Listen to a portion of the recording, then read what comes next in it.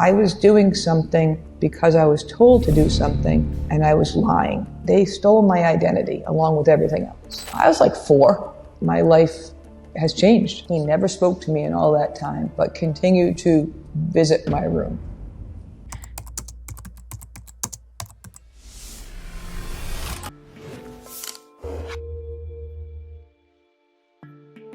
When I was about 4 years old, my mom married my stepdad. And my first real recollection of my life being different or something was off was when I was sitting and my mom and dad decided that they would legally adopt me so that I would then have his last name. When they married, he had 3 little boys. So when they got together and got married, I instantly had 3 brothers, all about the same age as me. I remember sitting in the courtroom getting prepped by my parents and then the attorney about what the judge was going to ask me and how to answer these questions and to make sure that I was a good girl. And when you're 4 years old, or a child, I think instinctively all you want to do is make your parents happy. You're just innocent. You don't know anything else than those are the people that are there for you. You do what you're told. But I remember that was the first time in my life where I felt I was doing something because I was told to do something, and I was lying. Well, the biggest question that I can recall from the judge was, does your daddy ever hurt you? I don't know what the right answer is. All I know is that something happens to me at night. He comes into my room. He's touching me. This has never happened before. And what happens, you're terrified as a child because your other option in life is they take you away from your mom and dad. So I sat there and said, no, he never touches me. And it's the first time that I felt that I lied. And I remember sitting there thinking my life has changed. I remember when we left our house that day, I was all dressed up and I remember thinking, this is what I get. This is like Easter. So you feel different. You feel special, like something big is happening. And then it was just me in the car with my mom and dad and an attorney. He was a big man. He smoked a pipe. It smelled. And then we walked into this big old building that was a courthouse. The beginning of that was sitting in the room with my mom and dad and an attorney going over questions and how I should answer them. So what's the sense of even sitting there and getting questions asked to you when all you're doing is being coached? Well, my life started like that. So that was the official adoption. So at the end of that, I was then adopted with everybody had the same last name. I became, instead of Christina Delfonso, which was my birth name, I became Christina Amelia French. And that was my name from then on out.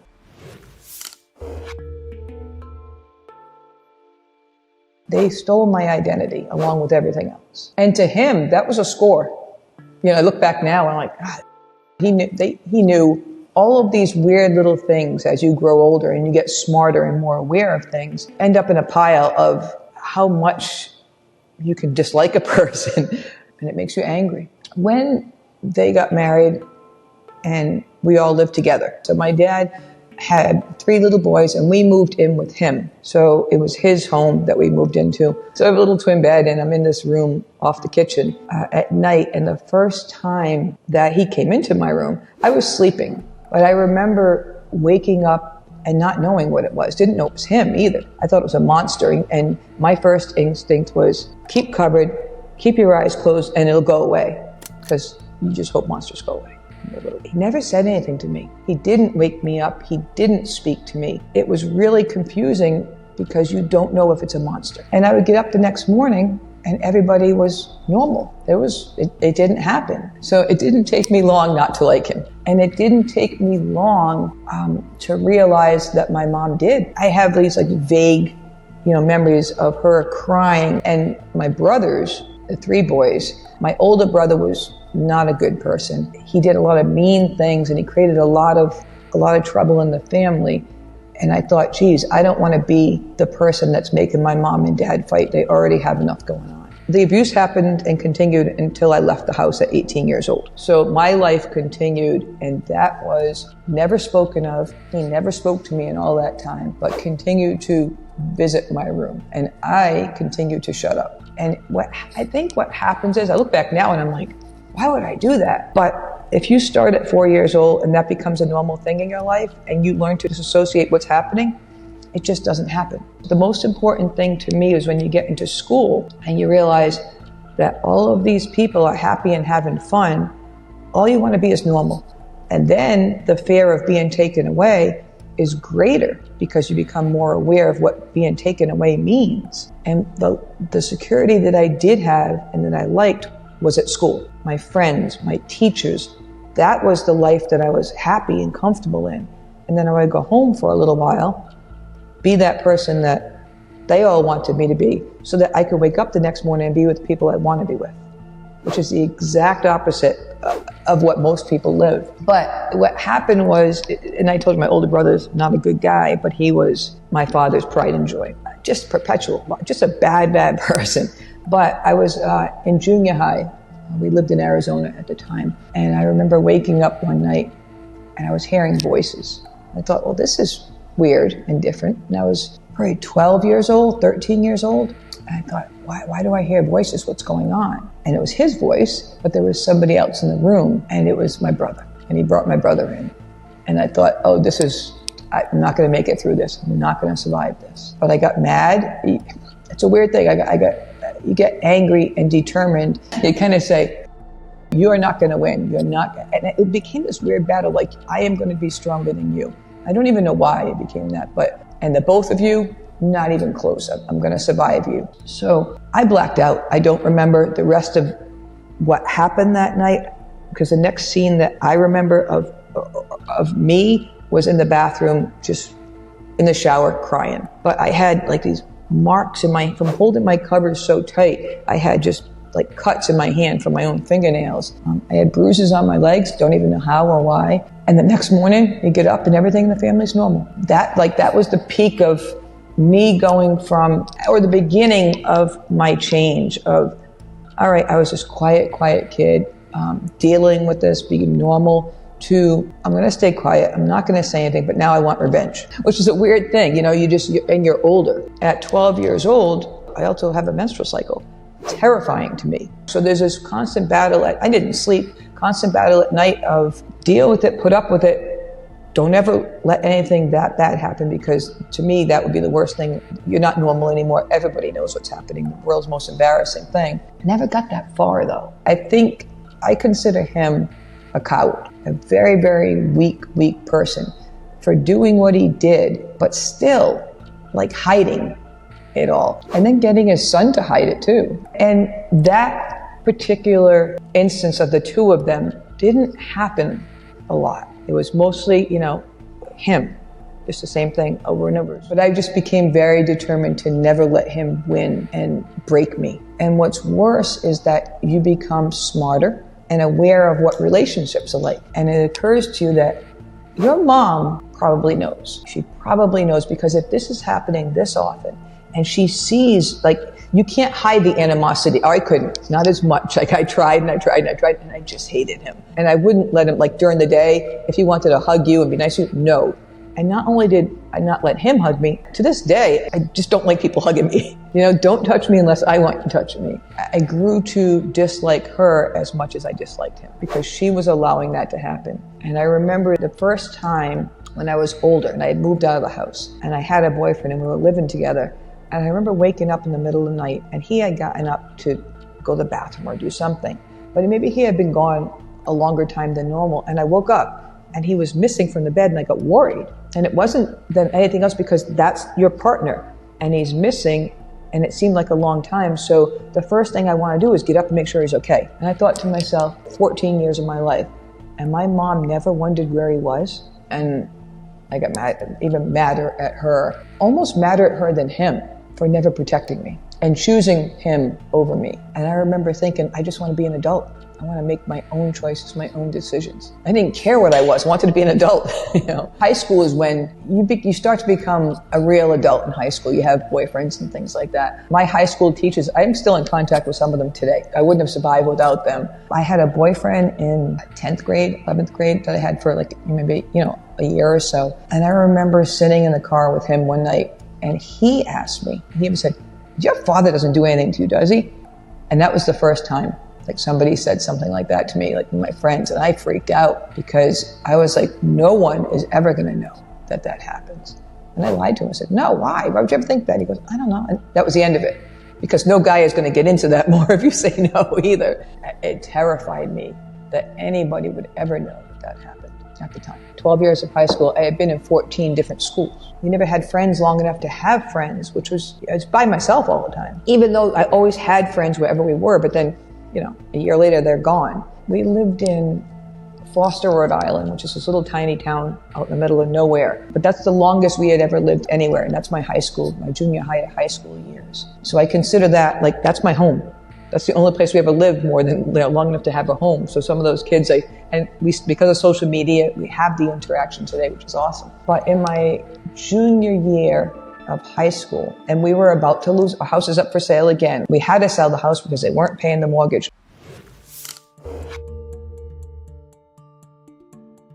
I remember it was on Good Friday, and this part is in the book. And I remember laying on the sofa and my dad coming in and saying, we're all going out to dinner. It's Good Friday. And I was just not in a good mood. I didn't want to talk to him. I was a teenager. And I said, I don't want to go. He said, you're going. You have no choice. Get up off this couch and blah, blah, blah. And I was like, oh, Christ. So we all went to dinner. And we came on the way home. I remember coming around the corner and you saw fire trucks and all kinds of craziness going on. And I remember pulling up and our house was on fire. So we lost everything. When I was maybe 9 or 10 years old, one of my cousins for Christmas gave me a diary. And it was a typical little white diary with the gold key and the whole thing. I started writing. And I didn't write in detail. I just wrote, he was here last night. I survived another night. I'm going to continue to be normal. It was all very vague because I couldn't even admit that stuff. But I kept that diary. And the night the house burned down, because it was a very small town, it was a volunteer fire department. But my first boyfriend was on the volunteer fire department. I remember seeing my high school boyfriend go in the house and they're trying to put out the fire. And I thought, what if somebody finds my diary? I don't want anybody knowing. So all of this is going on, and I'm terrified that somebody's going to find out my secret. At the end of it all being done, and I remember being able to get in, I opened the drawer to go get my diary, and it was missing. And day after day went on, and nobody ever said anything. He seemed fine. I never said, hey, did you get my diary? I just let things go. I moved out the day I turned 18, and I moved in with my boyfriend, who at the time was, probably 20-something years older than me. I had a job when I was young. I think I had my first job at 12, part-time, But when I graduated high school, I also had a full-time job. My dad was the kind of guy that said, go to work. You want clothes, you buy your own clothes. You want to do this? Because he would just take as much as he could from you. His job was always, he installed carpet and tile, kind of like side job kind of guy.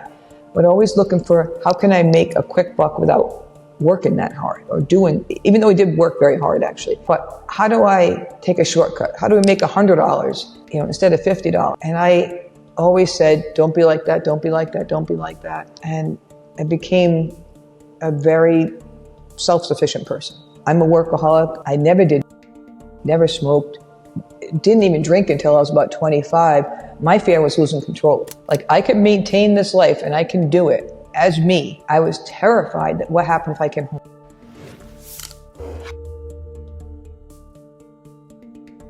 Years later, I learned that, and I'm going to make the shorter version of that, my dad took my diary. I didn't care if I was happy or not. Until I married my husband, I had never told anybody. I was at work one day, and he worked at the place that I did. He bugged me for months, wanted to go out with me once, and I took a break. Wasn't dating anybody, was just working. That's all I wanted to do. And I remember he sat down next to me one day and he said, who hurt you? And I was about 30 years old. And I, for whatever reason, was finally ready to talk about it. So I remember we went out, went to my house, and he said, let's talk about this. I think 4 bottles later, we talked for like, I don't know, what, 8 hours. Sharing it with somebody was great, and it felt actually really good in a weird way. So I remember him saying to me, well, when did you lose your virginity? And I remember saying, I was like 4, and he just looked at me like this shock on his face. And I went, I'm kidding. But in reality, he said, no, you're not kidding. I said, no, I'm not. That's welcome to my life. That's what you're dealing with. It was important to him for me to go to a therapist, so I did. What I got out of therapy was a little bit of closure on the subject, but my stepdad had passed away. The day he dies is a significant day in my life, but my mom is still alive, and what came out of therapy was more anger for her, because you learn, as you're talking to somebody else, you're learning. She knew. After I talked to my husband about it, I shared it with her, and the first words out of her mouth were, oh my God, do you think it happened to your little brother too? It was never to instinctively protect me or feel bad or anything like that. I haven't spoken to her in over a decade, and it's probably the healthiest thing I ever did in my life. I learned, probably from therapy, that my health is more important than anything if I want to be able to maintain a regular life. As I became okay with talking about it, and I started writing, for me, I was okay sharing this if one person read it and said, I got something out of it. I think the older you get, and it's weird, the angrier you get about it, because you keep learning about yourself and how it affected you and what could have been done to prevent it. And it makes you angry. And therapy is pretty valuable, because that person is the one person that you can talk to that won't share that with anybody. Getting it out of your system is very healthy. Even if your therapist isn't good, it almost doesn't matter, because you speaking those words and just getting it out is just such a, like, you're just shaking some of it off. It's bad, it just feels good. And it teaches you. At the time, I lived next door to them. It was in Providence, Rhode Island. The houses are like these little 3-decker houses, and they're very close. And I remember hearing an ambulance or noise pull up on the street. And then my phone started ringing, and my mother's crying. Oh, your father had a heart attack. So I went to the hospital. We went through that whole process of he's gone. My brothers are all there. It's everything. And I remember that going back home that night, I laid down and I fell asleep. And I fell asleep and slept for the first time in my entire life. And I remember waking up going, holy, that's what sleep feels like. And because he was gone. And it was one of the most freeing feelings in my entire life. And I now sleep better than I've slept in my entire life. After I wrote the book, which is about 20-something years ago now, when I got the first draft done, this was going back to, 2000. I read around 2000. Back then, that was before Amazon, before self-publishing was really popular. So you had to go to a traditional publishing house. The first draft was about 680 pages. This book is about 370 or something like that.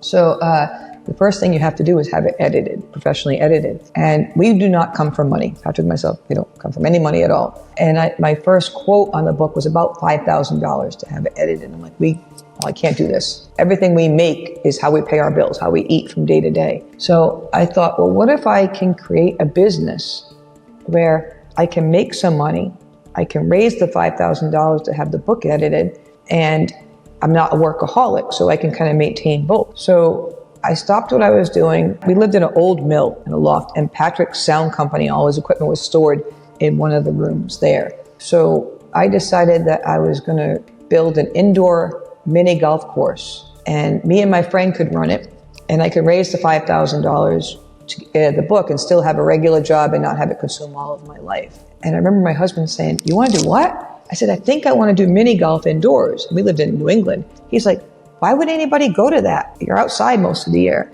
I said, well, what if I take everything that I've done in my life? I worked in the nightclub business and retail and regular stuff, management. I said, what if I put all those bits and pieces together? I build it with money that I can make tendon bar. My friend said, I'll give you a bartending job in this little tiny town, and you can raise money to make your monsters and props that way. I said, I'm going to make monsters. He said, why? I said, because that's all I can make. I'm not a sculptor, so a monster is whatever comes out of your head. So that was my reasoning for that. And I was using paper mache and things I found in the mill and weird stuff. So I actually built the first monster mini golf out of crap. We opened and I called it Monster Mini Golf. So we opened the first Monster Mini Golf in May of 2004 so that I could raise $5,000 to edit my book. My book sat on my desk for almost 18 years. I picked it up a few times over the course of those 18 years until COVID hit. But by the time COVID hit, I had franchised the business. We learned it was nationwide. We had like 30-something locations, and I was a workaholic. That's all I did was work, and this whole little business consumed my life. COVID hit. I decided it's time to publish the book because first time everybody's sitting down in a long time.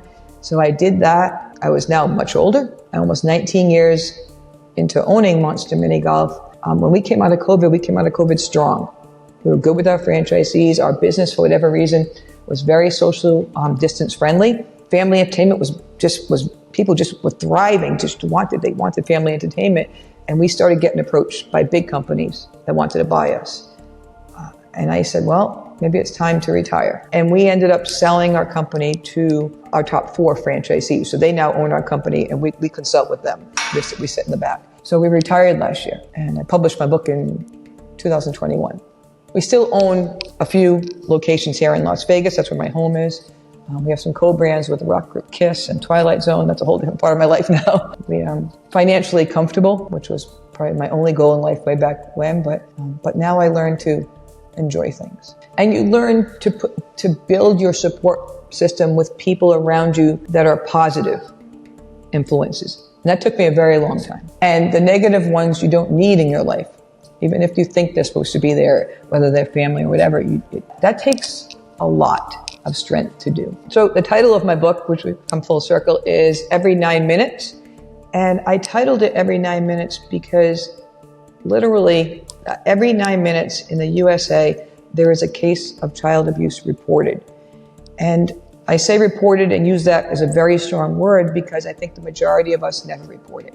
So if something is happening every 9 minutes and the majority isn't being reported, that's an issue. I also want to say that for some reason, and I give credit to this generation because this is a generation that's out there speaking up about everything. Whether they should or they shouldn't. They are out there yelling about everything, but not this, because they're still afraid of this. We have celebrities that have spoken up about it, and props to them. But I think what happens is the average person, even though when they hear a celebrity talk about it, it is bringing awareness, and nobody should ever stop talking about it. I think that the average person looks at them and says, yeah, but they're not me. Their life is different. They have so much more. I'm afraid to say something. I don't know how to make it work. I'm not a celebrity. I'm just an average person that's learned how to not let it own me. It's not gone. She doesn't own me anymore. So I think it's also important that more of us speak about that can, because so many of us will never be able to speak up about it. So people reach out all the time. Most of the people who share their stories, holy cow, my story is nothing compared to some of the stuff that's happening out there. It's really terrifying. But just to be able to share with each other is also therapy.